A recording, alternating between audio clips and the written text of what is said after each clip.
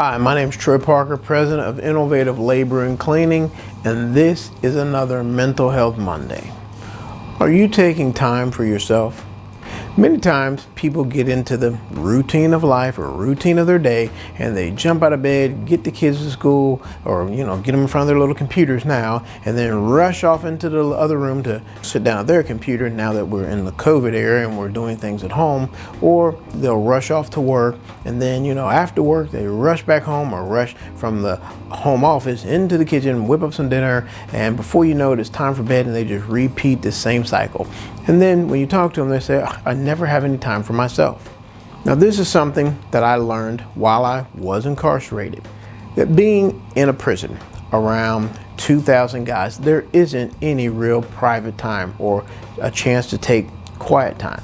So the only time that I could ever find just to be by myself and have quiet was by getting up early in the morning. So I would get up around 4:30 every morning, because most people didn't get up till normally around 6 or 6:30. So it was dead quiet. I'd go out into the hallway, and then I would do my morning yoga, meditate, and I did this habit for over probably 6 years.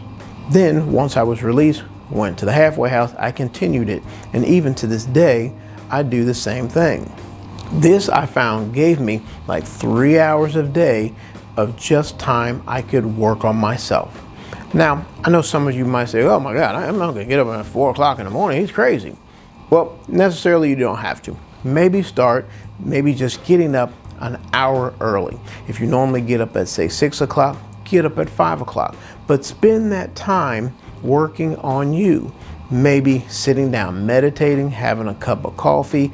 I always like, after I do my little exercise and yoga in the morning, sit down and then visualize my day. Now, I don't visualize the whole day out, but sometimes I'll just visualize the end, more or less. So I would see myself at night sitting with my wife saying, hey, today was a great day and a lot of great things happened.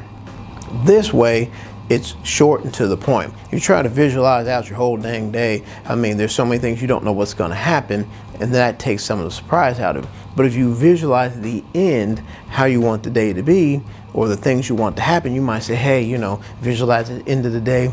You say, hey, I had 2 great Zoom calls, and we got a new contract, and you're telling your maid or whoever at the end of the day that how great your day went.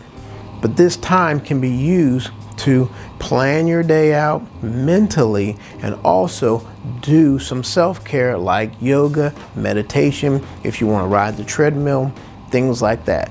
Also, you can take little, I call them baby time out during the day to also do some self-care.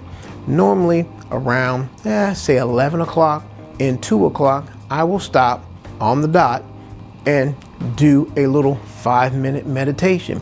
Just, shut my office door or wherever I'm at. Sometime I'm in the car. I'll pull over somewhere and just get quiet and then get back centered. Because, if you're running around out driving, or even if you're at the office and you're doing constant Zoom calls, I hear more and more people talking about, hey, I work harder now that I'm at home than when I was at the office, because they'll go from one Zoom call to the next because, you don't have to travel and, get in your car and go anywhere. So now they're actually working harder, and you know how it is when you work mentally, you get tired faster. But have a time set, like in between Zoom call, where you turn everything off, and if you're at home with your kids, you're not sure they're asking you, hey mom, can you help me with this algebra? And you hadn't do algebra in years, so you're like, oh my God, I don't want to do that.